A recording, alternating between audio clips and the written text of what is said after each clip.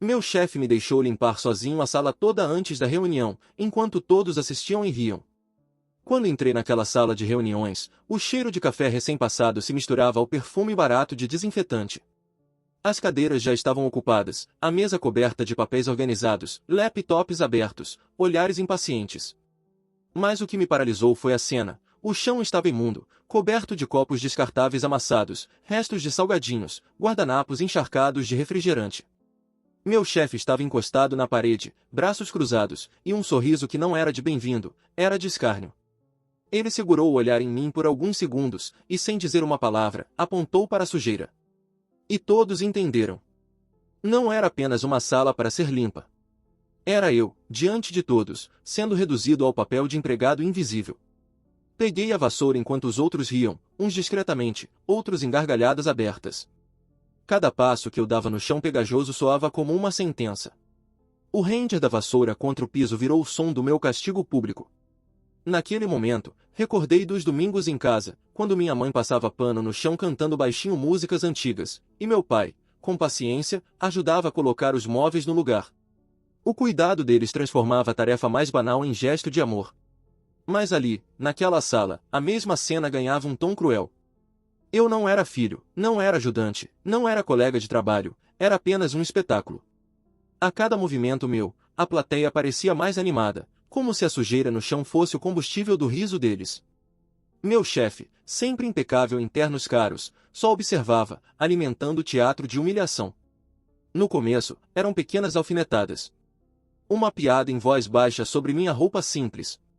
Uma cara de nojo quando eu esqueci algum detalhe em um relatório. Uma reunião em que ele, deliberadamente, ignorava minhas sugestões, apenas para depois repeti-las como se fossem ideias dele. Mas as pequenas farpas se tornaram lanças afiadas. Chamados no fim do expediente para tarefas impossíveis, reuniões inventadas só para me expor, ordens contraditórias que me faziam parecer incompetente diante dos outros. Eu tentava justificar, tentava ser paciente, porque acreditava que, se trabalhasse duro, se mantivesse a calma, aquilo passaria. Mas a verdade é que cada riso às minhas custas era um tijolo no muro que ele erguia ao meu redor, me isolando. O ponto sem volta veio naquela sexta-feira. Ele me chamou em sua sala depois do expediente. Lá dentro, todos os diretores estavam presentes, e sobre a mesa havia uma pilha de documentos.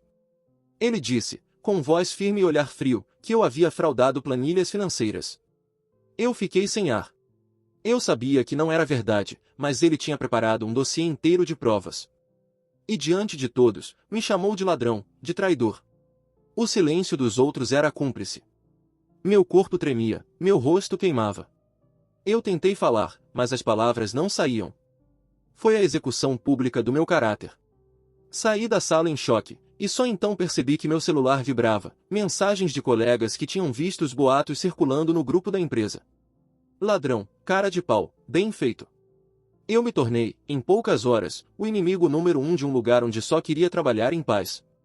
As consequências foram devastadoras. Dias depois, a polícia me chamou para prestar depoimento. Alguém havia feito uma denúncia formal. Passei horas em uma delegacia suja, sentado em uma cadeira dura, respondendo a perguntas como se fosse um criminoso. A notícia se espalhou pelo bairro. Minha vizinha, que sempre pedia ajuda para carregar compras, atravessava a rua quando me via. Os cochichos se multiplicaram. Minha mãe chorava em silêncio na cozinha, meu pai caminhava em círculos pelo quintal, murmurando que tudo aquilo era uma injustiça. Eu sentia que a vergonha deles era ainda pior que a minha. Mas então veio a queda do vilão.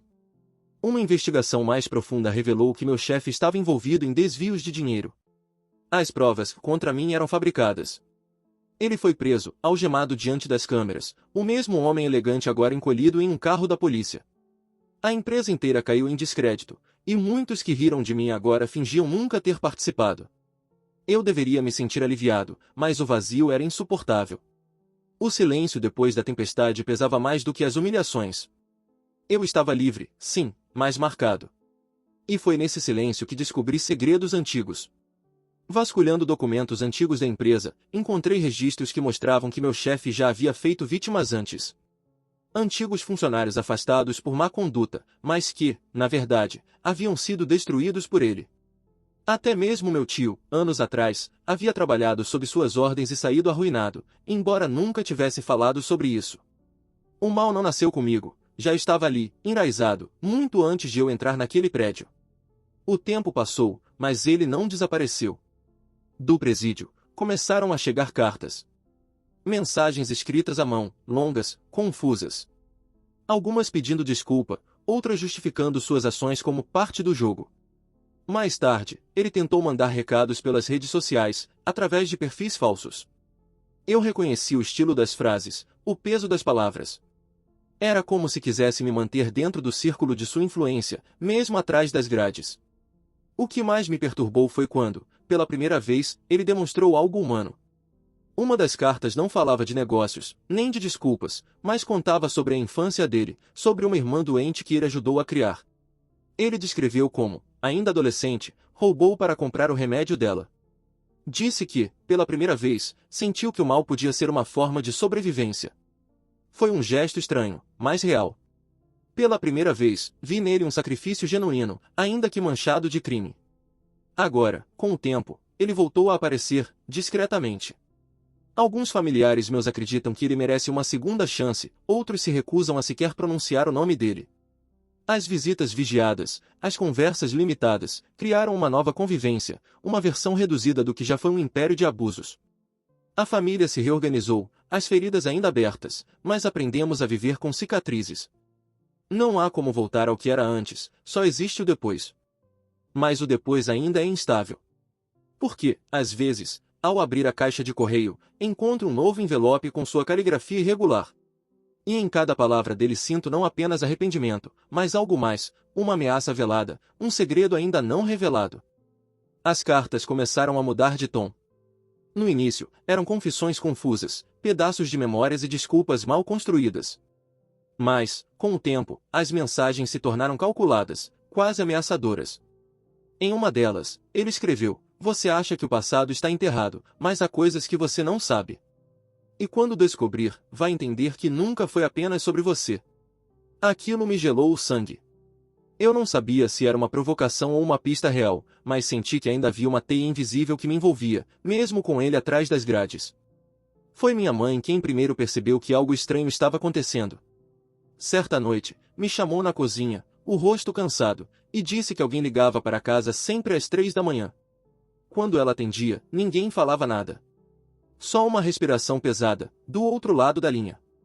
Eu imediatamente pensei nele. Quem mais teria esse tipo de sadismo? O detalhe é que ele não poderia fazer chamadas, não sem autorização. A menos que tivesse cúmplices. Essa ideia começou a corroer minha mente.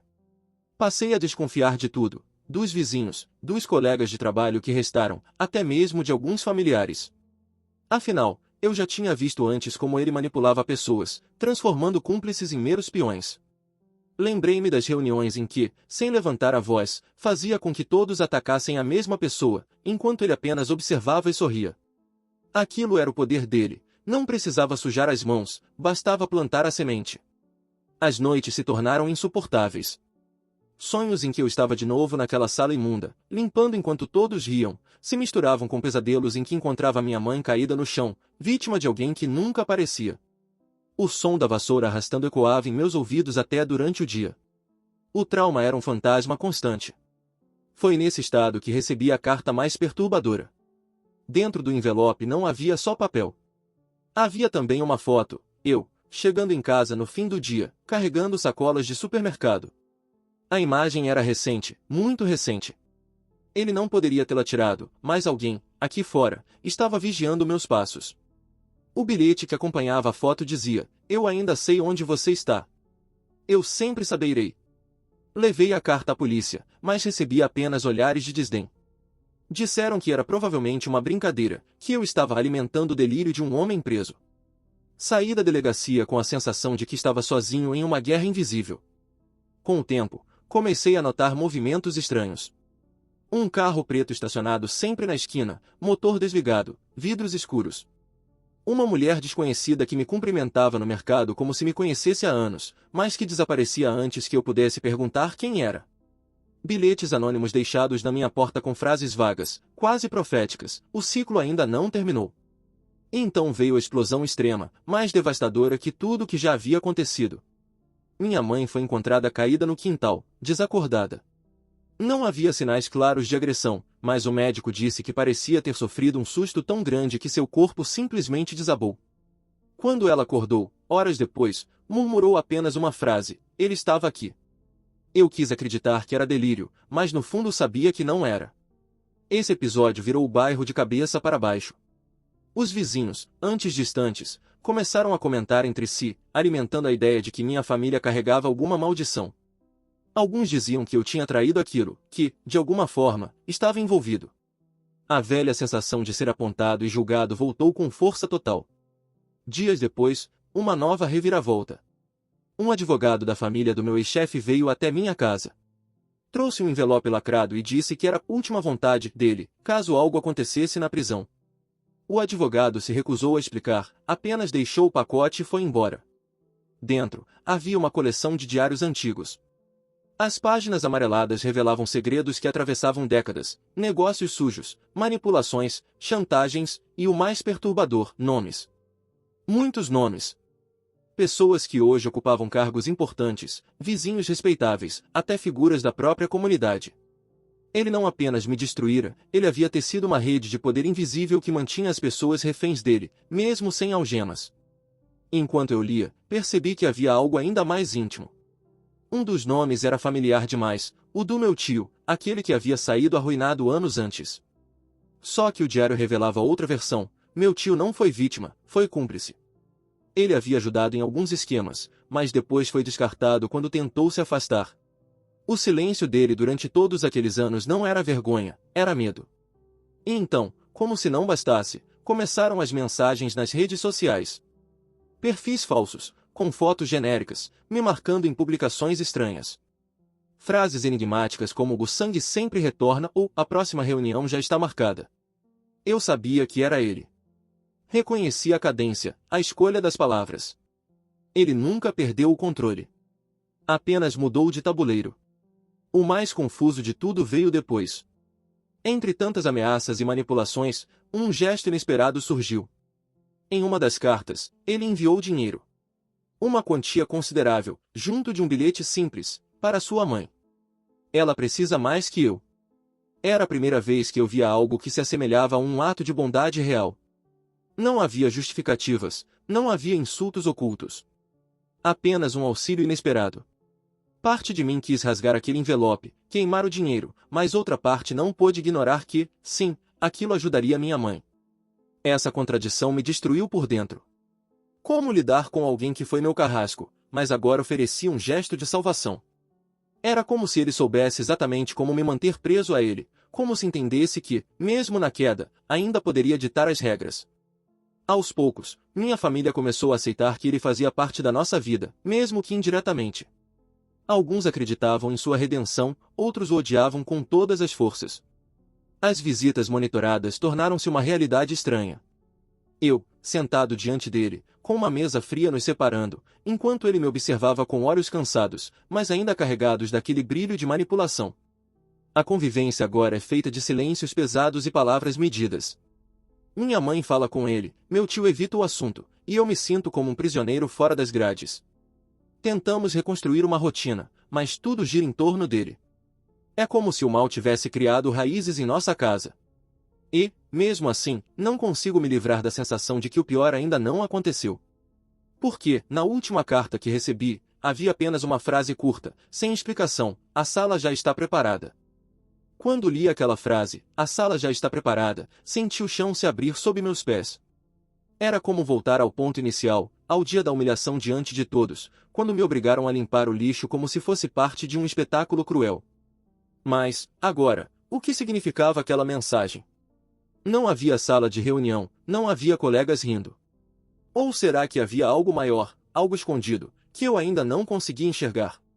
Passei noites inteiras obcecado por aquelas palavras. Minha mente imaginava cenários diferentes, uma emboscada, uma revelação pública, ou até mesmo minha própria morte encenada como uma reunião final. O mais perturbador era que, de alguma forma, eu sabia que não era uma metáfora vazia. Ele nunca escrevia por acaso. Cada palavra tinha um peso calculado. Foi então que decidi revisitar os diários que ele havia deixado para mim. As páginas eram densas, manchadas de tempo e raiva. Nelas, encontrei repetidas referências a uma sala escura, mencionada como o lugar onde ele se reunia com seus cúmplices para decidir o destino de quem se tornaria alvo. Era um código, uma metáfora, ou talvez uma sala real. Movido pelo desespero, fui até meu tio. Confrontei-o diretamente, sem rodeios, perguntando o que sabia sobre aquela sala escura. O rosto dele empalideceu, e por um instante pensei que fosse desmaiar. Depois de muito insistir, ele finalmente falou. Disse que, sim, a sala existia. Fica nos fundos de um prédio abandonado, onde antes funcionava um armazém da empresa. Lá, meu chefe e alguns diretores se reuniam secretamente para combinar quem seria descartado.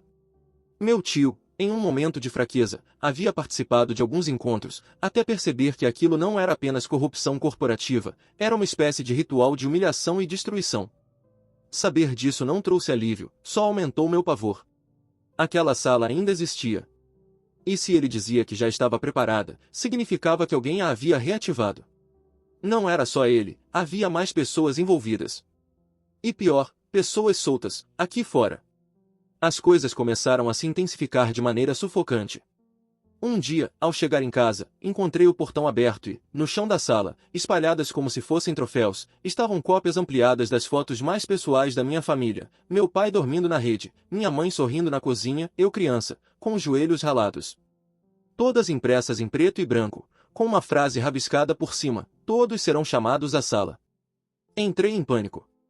Liguei para a polícia, mas, como sempre, disseram que era falta de provas, que poderiam abrir uma ocorrência e nada mais. Eu sabia que estava sozinho. Comecei a dormir mal, acordando no meio da noite com barulhos que pareciam passos do lado de fora. O carro preto voltou a estacionar na esquina.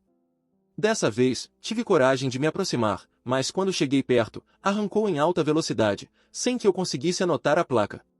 Então aconteceu algo que mudou completamente a dinâmica, recebi uma ligação da prisão. Era ele. Pela primeira vez, sua voz atravessava a linha, real, palpável. Falou calmamente, como se nada estivesse acontecendo. Você precisa ir até lá. Precisa ver por si mesmo. Só assim vai entender. Tentei desligar, mas a frase me atravessou. Precisa ver por si mesmo. No fundo, sabia que, se não fosse, a sombra da dúvida me perseguiria até enlouquecer. Na semana seguinte, fui até o armazém abandonado indicado pelo meu tio. As janelas estavam quebradas, o ferro das portas enferrujado. Entrei com uma lanterna, cada passo ecoando em um silêncio pesado. E lá estava, a sala. Era real. Uma sala ampla, sem janelas, com cadeiras dispostas em círculo, todas voltadas para o centro. O chão estava marcado com arranhões, como se móveis tivessem sido arrastados inúmeras vezes. No meio, uma mesa pequena, coberta de manchas escuras. Não sabia se era café, vinho ou sangue. Sobre a mesa, encontrei um envelope. Meu nome escrito em letras grandes, firmes. Dentro, uma única folha com a frase, bem-vindo de volta à reunião. Saí correndo, o coração martelando, o suor frio escorrendo pelo rosto. Mas, por mais que tentasse, não consegui contar a ninguém o que vi. Quem acreditaria? Parecia mais uma peça de teatro macabro criada só para me destruir lentamente. Os dias seguintes foram piores. As cartas dele mudaram novamente. Agora falava de perdão, de mudança, de fé. Chegou a citar trechos da Bíblia, como se estivesse buscando redenção. Mas eu não conseguia acreditar. Cada palavra bondosa parecia carregar veneno escondido. Ao mesmo tempo, havia um detalhe que me corroía. Em algumas cartas, ele mencionava coisas que só poderiam ser vistas de dentro da minha casa. Pequenos detalhes, a cor da toalha da cozinha, o livro aberto sobre a mesa, o relógio quebrado no quarto. Alguém próximo a mim estava em contato com ele. E então, finalmente, um gesto inesperado. Em uma das visitas vigiadas, ele me olhou com olhos cansados, sem aquele brilho cruel. Disse que havia mandado afastar o carro preto, que não queria mais que me vigiassem. Pediu desculpas pela minha mãe, afirmou que não tinha nada a ver com o susto que ela sofreu. Pela primeira vez, senti que não estava mentindo. Ele parecia genuíno, frágil até. E, contra a minha vontade, uma parte de mim quis acreditar. Depois desse encontro, algumas coisas realmente mudaram. O carro preto desapareceu, as ligações misteriosas pararam. Minha mãe voltou a sorrir um pouco mais, meu tio começou a falar sem tanto medo. Era como se estivéssemos nos adaptando a uma nova realidade, ainda marcada pelo trauma, mas menos sufocante. A convivência com a sombra dele tornou-se parte da rotina. Não havia como apagar, só havia como aprender a viver com ela. Mas eu não consigo descansar. Porque, dias atrás, encontrei algo escondido atrás do armário do meu quarto, uma pequena câmera, ainda ligada, piscando discretamente. Alguém me observava o tempo todo. No mesmo dia, recebi uma nova carta. Não tinha caligrafia dele, mas a mensagem era clara: a reunião não acabou. Ela apenas mudou de endereço. Agora eu sei. Ele pode até estar atrás das grades, mas a sala ainda existe, ativa, viva. E pior, talvez eu já esteja dentro dela sem perceber. A câmera escondida atrás do armário foi o golpe final na minha sanidade.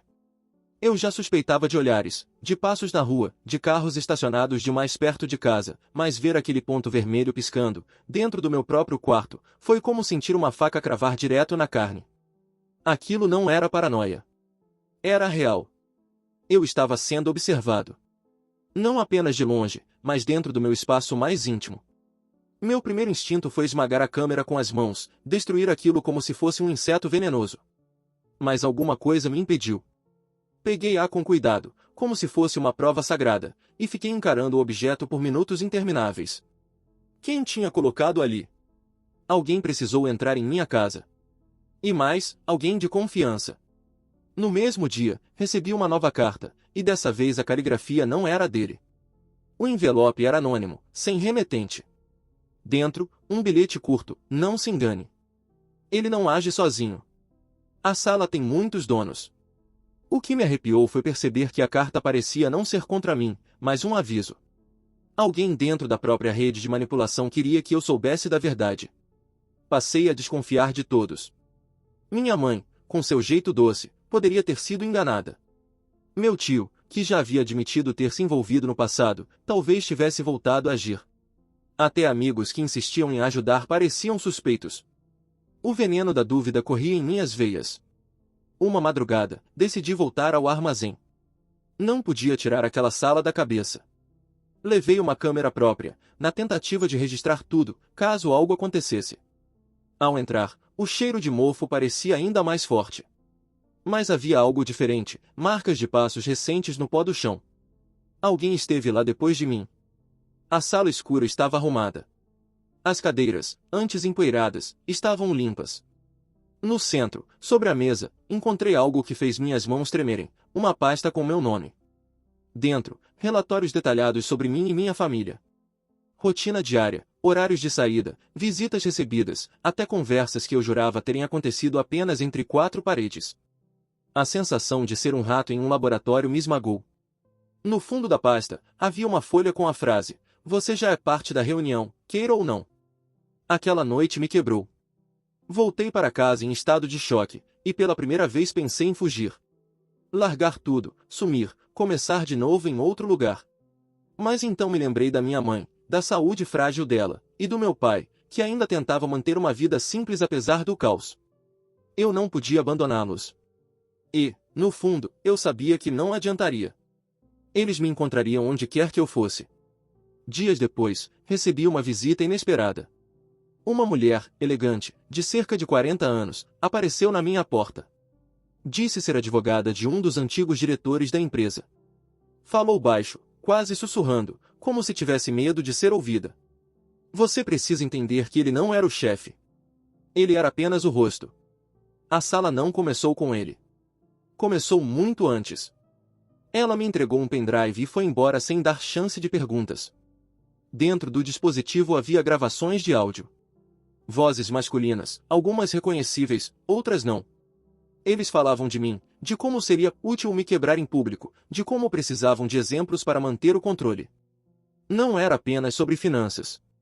Era sobre poder, sobre manipular vidas como peças de um jogo cruel. O mais perturbador foi ouvir a voz do meu tio em uma das gravações. Ele falava nervoso, tentando convencer os outros a não me envolver.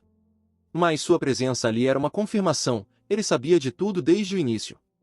E nunca disse nada. Quando o confrontei, ele desabou. Disse que havia tentado me proteger, que nunca quis que eu fosse escolhido. Explicou que a sala funcionava como um tribunal secreto, onde decidiam quem seria promovido, quem seria destruído, quem seria exposto. E que meu chefe, embora fosse cruel, não passava de uma peça dentro de algo muito maior, algo que atravessava décadas. A revelação me deixou em choque. Meu inimigo não era apenas ele. Era toda uma rede invisível, formada por pessoas que se escondiam atrás de cargos e respeitabilidade.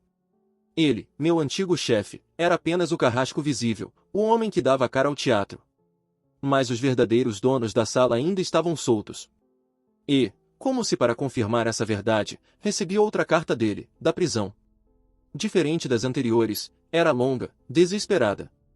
Ele dizia que não tinha mais poder, que havia sido descartado da mesma forma que descartava outros. Revelava que agora ele era vítima, sendo caçado por aqueles que um dia chamou de aliados. Eles vão atrás de você. Não porque você é especial, mas porque precisa ser exemplo. Eu fui só a primeira peça.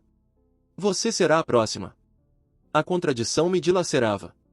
Ele, o homem que havia destruído minha vida, agora se colocava como alguém que tentava me salvar. Podia ser mentira, outra manipulação. Mas, pela primeira vez, algo no tom dele parecia verdadeiro. O tempo foi passando, e o clima em casa ficou cada vez mais pesado. Minha mãe percebeu, mesmo sem entender os detalhes. Uma noite, ela me abraçou forte e disse: "Seja o que for, você não pode deixar que eles tirem quem você é."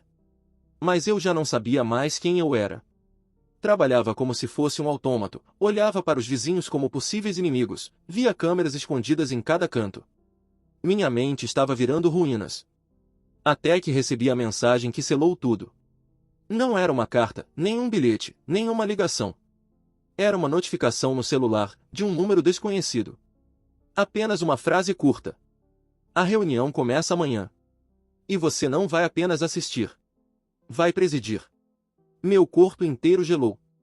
Eu não sabia se era ameaça, profecia ou convite. Mas sabia que, de alguma forma, eles estavam me empurrando para o centro do círculo. Quando li aquela mensagem, a reunião começa amanhã. E você não vai apenas assistir. Vai presidir. Senti que o ar ao meu redor desapareceu. Meu peito pesava como se eu tivesse levado um soco invisível. Durante dias, eu havia sido a peça do jogo, o alvo, a vítima. Mas agora eles me colocavam no centro. Presidir. Essa palavra ecoava na minha mente como um veredicto. Não era convite, era ordem. A noite foi longa. Não consegui dormir. Fiquei sentado no chão do meu quarto, encarando a câmera quebrada que ainda guardava dentro de uma caixa, como se fosse um troféu amargo. Eles me vigiaram tanto tempo que sabiam exatamente quando e como quebrar minha resistência. O medo se misturava com raiva. Eu não queria ser parte deles, mas sabia que, se não aparecesse na tal reunião, alguém que eu amava pagaria o preço. Na manhã seguinte, acordei com um bilhete sob a porta. Nenhum som de passos, nenhuma sombra. Apenas o papel, escrito em letras grandes: armazém. Meia-noite. Não havia assinatura. Eu já sabia onde seria. O dia inteiro se arrastou como uma tortura. Olhava para minha mãe, frágil, mexendo no fogão, e imaginava mãos invisíveis prestes a arrancá-la de mim. Meu tio evitava meu olhar, como se já soubesse do que estava por vir. Não tive coragem de contar nada a eles. Carregar o silêncio parecia mais seguro do que compartilhar o peso. Quando a noite chegou, o coração parecia bater fora do peito. Caminhei até o armazém com passos pesados, cada esquina me dando a sensação de que alguém me seguia. A cidade estava silenciosa demais, como se até os sons tivessem sido instruídos a se calar. Ao chegar, encontrei o portão entreaberto. A ferrugem rangia, mas parecia que alguém havia lubrificado as dobradiças de propósito. Entrei, e a penumbra me engoliu. A sala escura estava iluminada dessa vez. Lâmpadas fracas pendiam do teto, revelando as cadeiras dispostas em círculo. Todas ocupadas. Homens e mulheres, alguns de terno, outros com roupas comuns, me observavam em silêncio. Rostos que eu já havia visto no bairro, no mercado, até mesmo na igreja. Pessoas aparentemente comuns, mas que agora estavam ali, como juízes ocultos. O frio percorreu minha espinha. Não era apenas uma conspiração. Era a comunidade inteira se revelando como parte de algo muito maior. uma das figuras se levantou. Não consegui ver seu rosto por completo, apenas o reflexo de óculos sob a luz fraca. Com voz calma, disse: Bem-vindo de volta. Hoje, você assume o lugar que lhe foi destinado. Antes que eu pudesse responder, apontaram para a cadeira no centro do círculo. A cadeira do presidente. Eu hesitei, mas senti mãos me empurrando levemente por trás. Não havia saída. Sentei-me. Então começou. Um a um, os presentes se levantavam e falavam, relatando casos de pessoas que haviam desobedecido, atrapalhado, ou simplesmente se tornado inconvenientes para eles. Cada relato terminava com todos os olhares voltados para mim. Eu deveria dar o veredicto. Eu, o mesmo que um dia foi forçado a varrer o chão sob risadas, agora era o árbitro. A primeira decisão foi sobre um funcionário que teria denunciado irregularidades na prefeitura. Eu mal consegui falar, mas uma voz saiu da minha boca, quase automática. Descartem. Os murmúrios de aprovação preencheram a sala. E naquele instante percebi, eu estava repetindo o papel do meu antigo chefe. O mesmo ciclo. A mesma crueldade. Com o passar das horas, cada decisão se tornava mais fácil, como se um torpor fosse tomando conta de mim. Era como se o peso da responsabilidade se transformasse em uma estranha sensação de poder. E isso me aterrorizou ainda mais. Porque percebi que, por dentro, uma parte de mim começava a gostar. No meio da reunião, alguém entrou pela porta, meu tio. Ele estava pálido, suando, e parecia nervoso. Aproximou-se de mim e, em voz baixa, sussurrou: Você não pode continuar. Se fizer isso, nunca mais vai sair. Tentei responder, mas os outros o arrastaram para fora antes que pudesse dizer qualquer coisa. Seus gritos ecoaram no corredor, abafados pela escuridão. E ninguém mais falou sobre ele. A reunião seguiu, até que um último dossiê foi colocado sobre a mesa diante de mim. Reconheci imediatamente, era sobre mim. Minhas falhas, meus medos, minha vida inteira reduzida a papéis. Olhei para eles, esperando explicações. Uma mulher de cabelos grisalhos sorriu levemente e disse: Cada presidente precisa ser julgado. Agora é sua vez. O silêncio da sala foi absoluto. Todos me encaravam, esperando que eu mesmo desse o veredicto sobre minha vida. Eu poderia dizer descartar e tudo acabaria ali. Ou poderia dizer absolvido e me tornar parte definitiva daquilo. Minhas mãos tremiam. A garganta seca parecia fechada. Lembrei da minha mãe, do sorriso dela. Lembrei do meu pai me ensinando a não abaixar a cabeça. Lembrei de mim mesmo, criança, sonhando com uma vida simples, sem medo. E então, com a voz quase sumindo, respondi: Absolvido. Um coro de aplausos discretos preencheu a sala. Alguém colocou a mão no meu ombro, como se fosse um gesto de acolhimento. Mas, dentro de mim, tudo o que senti foi o peso de uma corrente se fechando. Eu havia me condenado, mesmo que tivesse escolhido viver. Quando saí do armazém, a madrugada estava silenciosa. O vento parecia carregar vozes, como se a sala inteira tivesse se expandido para o mundo. Agora eu fazia parte daquilo. E não havia como voltar atrás. Na manhã seguinte, encontrei um envelope embaixo da porta de casa. Dentro, apenas uma frase: Parabéns, presidente. A sala agora é sua. Meu corpo gelou. Eu, que sempre fui vítima, agora era reconhecido como sucessor. E percebi o verdadeiro horror, talvez esse sempre tivesse sido o plano. Porque, no fundo, não se tratava apenas de sobreviver. Tratava-se de transformar vítimas em algozes. Na manhã seguinte ao envelope, acordei diferente. Não era o mesmo homem que, dias antes, varria o chão debaixo das risadas de todos. Havia em mim um peso novo, mas também uma clareza. Eu agora sabia, não era apenas uma vítima, mas parte de algo maior, e essa revelação queimava como fogo nos ossos. A frase "a sala agora é sua" não era um aviso, era uma sentença. Passei a andar pela cidade e tudo me parecia distorcido. Pessoas comuns no mercado, no ponto de ônibus, caminhando com sacolas, mas, ao cruzar olhares, percebia algo a mais. Pequenos sinais, leves gestos com a mão, sorrisos discretos. Eles também eram parte. Era como se o mundo inteiro tivesse se dividido em dois, os que sabiam e os que serviam de palco. E eu, contra minha vontade, havia sido empurrado para o primeiro grupo. Os dias que se seguiram foram marcados por recados escondidos em lugares improváveis, dentro de caixas de cereal, no verso de notas de supermercado, até embaixo do travesseiro. Mensagens que me instruíam, testavam minha lealdade, exigiam decisões. Eu não assinava nada, não falava em voz alta, mas cada vez que aceitava ou silenciava, a corrente se apertava em torno de mim. Minha mãe começou a notar minha mudança. Você está pálido, filho. Não come, não dorme. O que está acontecendo? Eu não podia contar. Se abrisse a boca, ela se tornaria alvo. E, naquele silêncio, percebi que já era tarde demais, eles já a observavam. Um dia encontrei um bilhete na caixa de correio. Ela está sob nossa proteção, enquanto você continuar conosco. A ameaça estava clara. Certo domingo, fui chamado novamente ao armazém. O lugar estava mais iluminado dessa vez, como se quisessem exibir o que antes era secreto. Havia mais cadeiras, mais rostos, e todos me olhavam com uma mistura de respeito e expectativa.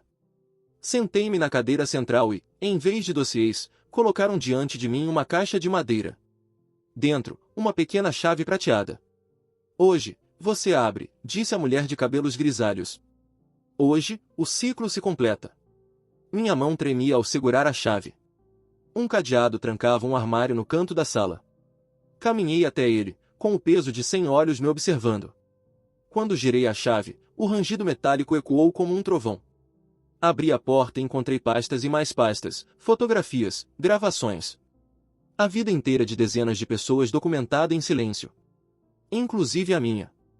Peguei uma das pastas e vi o rosto do meu pai. Registros antigos, anotações de reuniões passadas, datas. Ele já tinha estado ali. Meu pai havia participado, talvez presidido, antes de mim. Senti o chão sumir.